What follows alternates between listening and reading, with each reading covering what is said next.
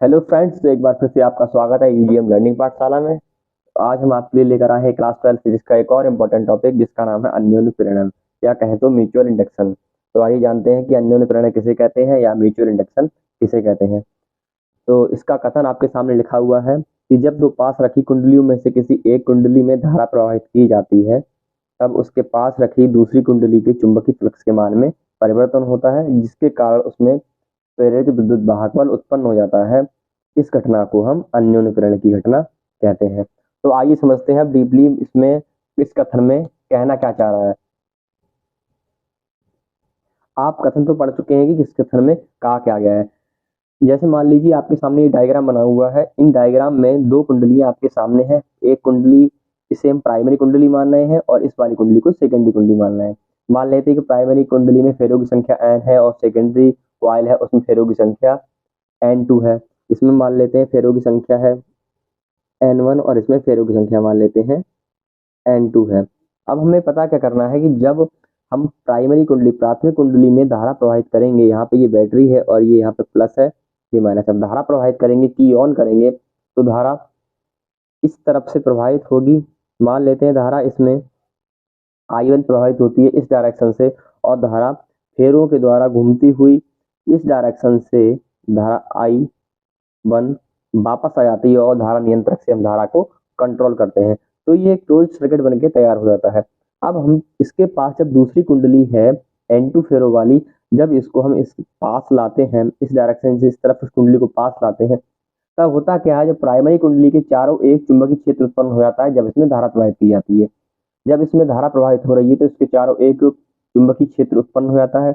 और जब हम सेकेंडरी कुंडली को इसके पास लाते हैं, तब इसको फेरों से होकर गुजरने वाले चुंबकीय फ्लक्स के मान में परिवर्तन होता है। वो क्यों होता है? क्योंकि इसके चारों ओर उत्पन्न चुंबकीय क्षेत्र से होकर गुजरने वाली चुंबकीय बल रेखाएं हैं, वो एक लगातार बदलती रहती हैं।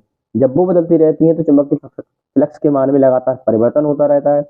जब चुंबकीय फ्लक्स के मान में परिवर्तन होता रहता है, तब इसमें एक विद्युत वाहक बल उत्पन्न हो जाता है। जब इसमें एक विद्युत वाहक बल उत्पन्न हो जाता है तो इसमें एक प्रेरित विद्युत धारा प्रवाहित होने लगती है। इसी संपूर्ण घटना को हम कहते हैं अन्योन्य प्रेरण की घटना।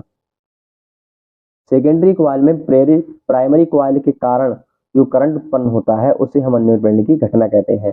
इसमें जो करंट उत्पन्न होता है उसको हम गैल्वेनोमीटर की सहायता से देख सकते हैं। गैल्वेनोमीटर का जो मीटर है होता है वो फ्लक्चुएट होता है, डिफ्लेक्ट होता है, तो इससे पता चल जाता है कि सेकेंडरी कॉइल में भी धारा प्रवाहित हो गई है। तो ये इसका बेसिक था कि थ्योरी थी कि हम जाने कैसे कि अन्योन्य प्रेरण की घटना होती क्या है। इसके बाद हम टॉपिक पढ़ने वाले हैं कि अन्योन्य प्रेरण गुणांक किसे कहते हैं।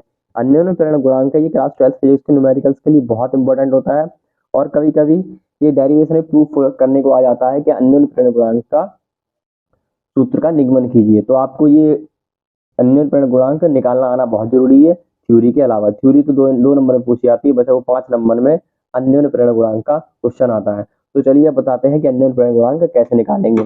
तो उसके लिए आपके सामने है अन्योन्य प्रेरण गुणांक।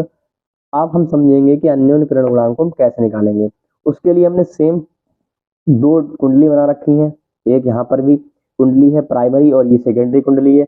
मान लेते हैं प्राइमरी कुंडली में फेरों की संख्या n1 है और सेकेंडरी कॉइल है उसमें फेरों की संख्या n2 है। जब हम प्राथमिक कुंडली में धारा I प्रवाहित करेंगे बैटरी से अटैच करके, जब यहाँ से बैटरी से अटैच करके इसमें धारा प्रवाहित करेंगे, तब होगा क्या, धारा इस डायरेक्शन से होती हुई जाएगी और प्रत्येक फेरे से होकर गुजरेगी और धारा यहाँ से I1 आएगी और धारा नियंत्रक से हम धारा को कंट्रोल कर सकते हैं। तो ये क्लोज सर्किट बनके तैयार हो गया है। आप देख सकते हैं प्राइमरी कुंडली के लिए इसको लिख लेते हैं P और इसको लिख लेते हैं S।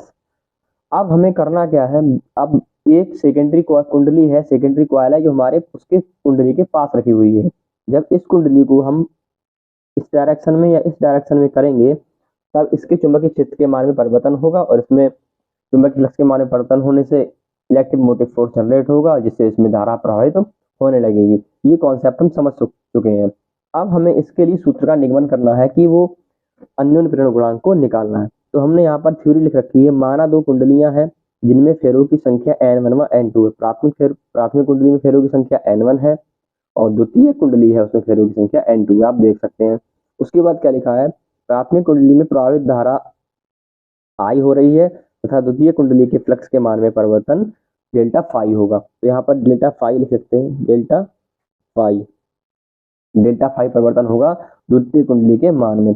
द्वितीय कुंडली के जो फ्लक्स में परिवर्तन होगा डेल्टा फाई, वो किसके कारण होगा? I1 धारा के। ये आपको समझना बहुत जरूरी है। जो डेल्टा फाई टू परिवर्तन होगा वो होगा प्राइमरी कुंडली में प्रवाहित होने वाली धारा के। तो आपको ये बहुत जानना जरूरी है कि डेल्टा फाई टू कैसे उत्पन्न हो रहा है? I2 के कारण। तो यहाँ पे लिखते हैं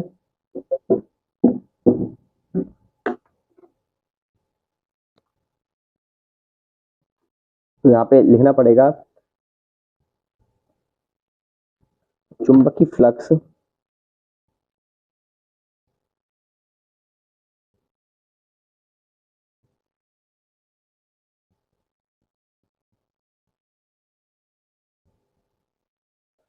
डेल्टा फाई टू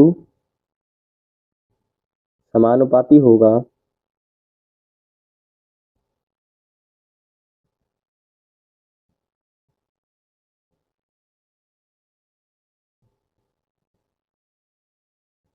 धारा I1 की।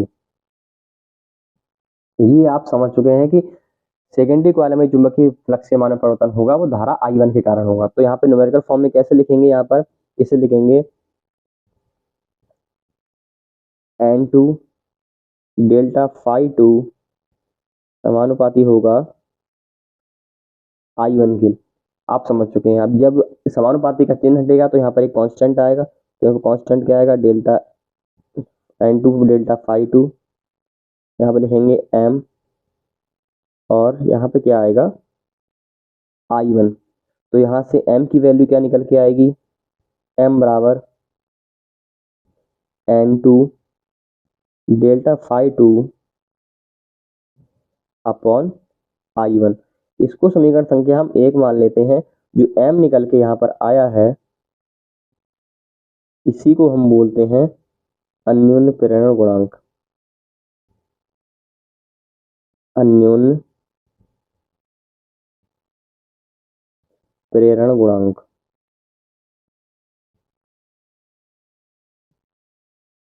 आप समझ गए होंगे, इसे बोलते हैं अन्योन्य प्रेरण गुणांक। इसे हम 1-2 बोलेंगे क्योंकि जो अन्योन्य प्रेरण गुणांक है वो प्राथमिक कुंडली में धारा परिवर्तन के कारण उत्पन्न हो रहा है और सेकेंडरी कॉइल में चुंबक फ्लक्स के परिवर्तन के कारण धारा प्रवाहित हो रही कुंडली प्राथमिक कुंडली में और चुंबकीय फ्लक्स के मान में परिवर्तन हो रहा है वो हो रहा है सेकेंडरी कॉइल में। इसीलिए इसे हम M12 या M21 कहेंगे। अब हमने इतना तो लिख लिया। अब हमें करना क्या है?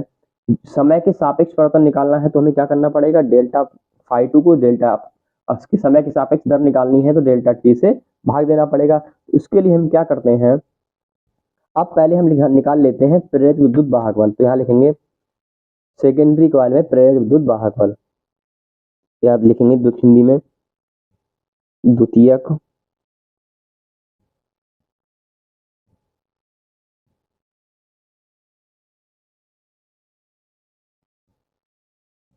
कुंडली में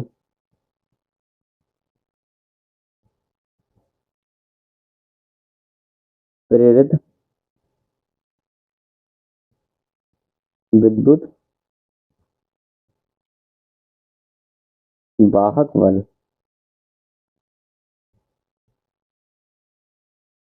तो प्रेरित विद्युत वाहक बल क्या होता है?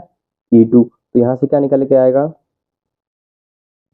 E2 बराबर माइनस का चिन्ह आएगा क्योंकि फ्लक्स परिवर्तन का विरोध करता है, तो ये तो आप जानते ही हैं। तो यहाँ से क्या आएगा? Minus N2 delta phi to, और समय के सापेक्ष निकालना है तो हमें यहाँ पे क्या लेना पड़ेगा? Upon delta T. तो इतना आप समझ गए होंगे। तो N2 delta phi two upon delta T कैसे आया? क्योंकि सेकेंडरी कॉइल में हमने इलेक्ट्रोमोटिव फोर्स को फाइंड किया है तो आया है N2 delta phi two upon delta T. ये आपके सामने है। अब इसको हम ऐसे भी लिख सकते हैं N2 delta phi two upon delta T. ये किसके बराबर हो सकता है? तो ये किसके बराबर होगा? यहाँ से E2 बराबर होगा माइनस M12 या बोले M21 भी इसे बोलते हैं delta I1 upon delta T. इतना आप समझ गए होंगे कि I one upon delta T कैसे आया, क्योंकि जब हम समीकरण इस वाली को जब N two delta five two M one two delta I अपन को डेल्टा टी से भाग दे देंगे तो ये हमारे सामने निकल के आएगा delta I upon delta T. हमने एन टू फाइव टू की जगह पे क्या लिखा है, M one two I one लिखा है। यहाँ पे देख सकते हैं एन टू फाइव टू की जगह पे हमने एम वन आई वन रखा है, तो यहाँ पे ठीक वही लिखा है। डेल्टा टी हमने यहाँ से ले लिया है और यहाँ से minus M one two delta I upon delta T, ये आपके सामने निकल गया। अब मैं वैल्यू क्या निकालनी है, एम वन टू की या एम टू वन की, तो यहाँ से क्या निकल के आएगा, M one two E two minus का चिन्ह ये जैसा है वैसा ही रहेगा, तो यहाँ से आएगा delta I upon delta T.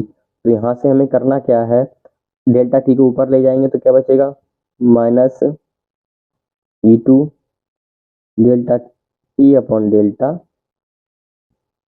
I one. तो जो अन्योन्य किरण गुणांक था वो सेकंड वाले के लिए प्रथम कुंडली में बहने वाली धारा के कारण उत्पन्न हुआ था। इसीलिए हमने सेकंड कॉइल में जो होने वाला प्रतिविद्युत वाहक बल था वो उत्पन्न हुआ था प्राइमरी कॉइल में बहने वाली धारा के लिए। तो यहाँ से एम वन टू की वैल्यू क्या निकल के आई, minus E two delta T upon delta I one. तो ये फाइनल समीकरण हमारे सामने निकल के आई है अन्योन्य प्रेरण गुणांक की।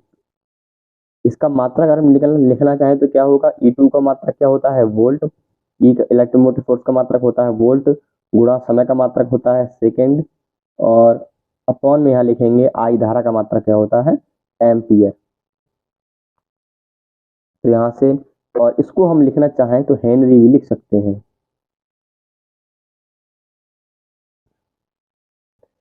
तो आपके सामने है अन्योन्य प्रेरण गुणांक को हम कैसे निकालते हैं, इसका डेरिवेशन कैसे किया जाता है, और ये डेरिवेशन न्यूमेरिकल के लिए काफ़ी इंपॉर्टेंट होता है, तो आपको ये समझना बहुत जरूरी है। क्लास 12 का मोस्ट इंपॉर्टेंट टॉपिक है, हर साल किसी न किसी सेट में पूछा जाता है, तो आप इसे अच्छे से तैयार कर लीजिए क्योंकि ये बहुत हेल्पफुल होने वाला है बोर्ड एग्जाम के लिए। अब आपके बोर्ड एग्जाम भी काफ़ी नजदीक है। ऐसे ही इंपॉर्टेंट टॉपिक क्लास 12 फिजिक्स के हम लाते रहेंगे, तो बने रहिए हमारे साथ। मिलते हैं नेक्स्ट वीडियो में नेक्स्ट टॉपिक के साथ। अगर आपको वीडियो हमारी अच्छी लगी तो वीडियो को लाइक करें, शेयर करें, हमारे चैनल को सब्सक्राइब करें।